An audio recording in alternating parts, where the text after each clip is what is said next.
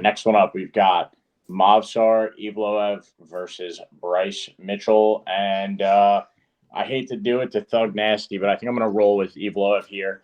I just think he's great with striking. He's definitely a point striker. A lot of his wins coming by decision, but he throws good, heavy shots. He can do it from all sorts of all different ranges and everything. He can hit you up close. He can hit you from distance. He uses kicks, punches really well, and he's great with grappling too. Bryce Mitchell's last fight against Ilia Topuria kind of made me lose a little bit of confidence in him because he looked totally unprepared for that fight, and then he just got dominated. There's really no other way to maybe molested by Ilia Topuria. It was somewhat embarrassing because Bryce Mitchell, the ceiling was very high for him for a while. I think against a guy like Movsar Evloev who can stuff takedowns and outstrike Bryce Mitchell very easily on his feet.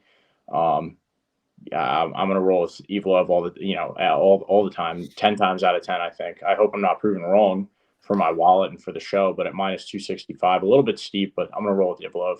What do you got, Tom?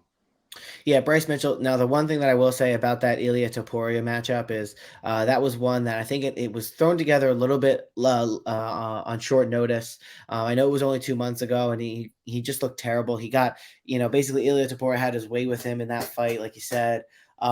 Bryce Mitchell did say that, I think he was very, very sick before that. And, he came out with this excuse and that excuse.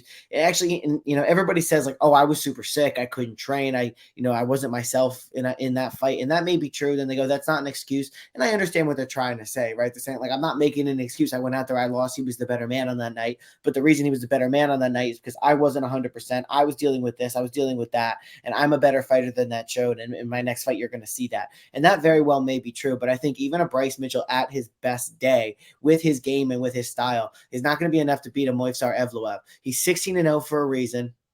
He fought to a decision with Dan Ige, in which case, we know Dan Ige has some decent grappling and some decent takedown or some really good takedown defense. And he was able to go back and forth with Dan Ige.